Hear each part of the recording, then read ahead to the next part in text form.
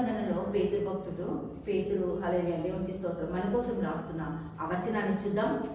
మొదటి పేతురు రాసిన పత్రిక 2వ అధ్యాయం 18వ వచనం. పనివారులారా, మంచివారును సాత్వికులైన వారికి మాత్రమే కాక ముష్కరులైన మీ యజమానులను పూర్ణ భయంతో లోబడి ఉండండి. దేవునికి స్తోత్రం హల్లెలూయా. పూర్ణ భయంతో లోబడి ఉండండి అని పేతురు భక్తుడు ఇక్కడ చెప్తున్నాడు. అదే వచనము ఉపద్య పాత నిబంధనలో నెరవేర్చింది కదా.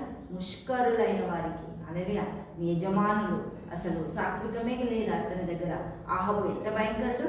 యెజెబెల్ మాటలు వింటూ చేస్తున్న ప్రతి దోహ కార్యాలలో యెజెబెల్కి సహకరిస్తున్న ఆహాబు దగ్గర ఈ యొక్క ఉపద్య పనిచేస్తుంది కదా. దేవునికి స్తోత్రం. ఆ ఉపద్య మంచితనంతో తన యజమానుని దీవిస్తుండు, ప్రార్థిస్తుండు, యజమాని కొరకు హల్లెలూయా దేవుని దగ్గర మొరపెడుతున్నాడు. అదే పేతురు భక్తుడు కొత్త నిబంధన రాసింది. పాత నిబంధనలో ఉపద్య ఆల్రెడీ నెరవేర్చి ఆ దేశం మీదకి కానీ, ఆ ప్రజల మీదకి కానీ, ఆ రాజు మీదకి కానీ ప్రవక్తలను చంపిన దోషం రాకుండా ఉండడానికి తనకు తోచిన సహాయాన్ని చేస్తూ తానే బ్రతకడం కష్టం, తనకి అన్నం కష్టం తినడం కదా. అటువంటి పరిస్థితిలో 100 మందిని పోషించడానికి ఆహాబు సిద్ధపడ్డాడు. అందుకే దేవాది దేవుడు ఏం చెప్తుందంటే ఒక మాట చూద్దాం. మొదటి కొరింథీయులకు రాసిన పత్రిక 5వ అధ్యాయము 9వ వచనం చూద్దాం. జారులతో సాంగత్యం చేయవద్దని ఆ పత్రికలో మీకు రాసి ఉంటుంది. అయితే ఈ లోకపు జారులనైనను, లోగులతోనైనను, దోచుకుని వారితోనైనను, విగ్రహారాధికులతోనైనను ఏమాత్రము సాంగత్యం చేయవద్దని కాదు.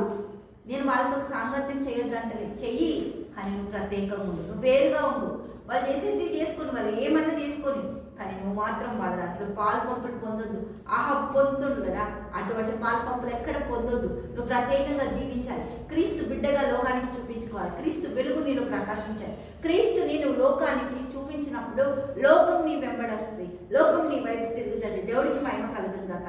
లోకానికి నువ్వు ఒక ఆశీర్వాదకరంగా. అబ్రాహాము అందుకే దేవాది దేవుడు అన్నాడు, నిన్ను ఆశీర్వదించిన వారిని నేను ఆశీర్వదిస్తా, నిన్ను దీవించిన వారిని దీవిస్తా, నిన్ను దూషించే వాళ్ళని నేనే వాళ్ళతో మాట్లాడతా, కానీ నువ్వు మాత్రం వాళ్ళని దూషించడానికి వీల్లేదు. ఎవరన్నా ఏమన్నా అన్నారని మనకు తెలిస్తే మాత్రం మనం వాళ్ళని ఏం చేస్తాం, చక్కగా దూషిస్తాం.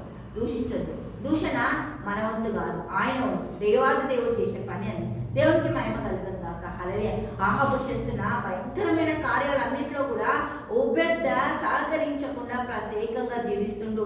తన ఒక ప్రత్యేకమైన జీవితాన్ని దేవుని కొరకు సమర్పించుకుంటూ ఏదైతే అదే నీకు తెలియదా, నేను ఏం చేస్తున్నా దేవుడికి ఇస్తుంటా. నువ్వు చేసేది కూడా నీ దేవుడికి తెలవాలి, నువ్వు చేసేది కూడా నీ దేవుడికి సమస్తం తెలుసు, చూస్తుండు. కాబట్టి నీ ప్రవర్తన జాగ్రత్త, ప్రత్యేకంగా ఉండాలి. వీళ్ళతో వాళ్ళతో సాంగత్యం చేసినా వాటిల్లో మనమే ఇన్వాల్వ్ అవ్వద్దు, వాటి దగ్గరకు వెళ్ళదు. వాటిని ఎంత దూరంగా పారదోలితే మన జీవితానికి అంత మేలు దేవుడు అనుగ్రహిస్తాడు.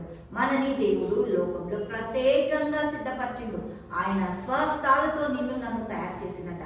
ఆయన కోసం మనం బ్రతకాలి. దేవుడికి మహిమ కలుగును గాక. హల్లెలూయా.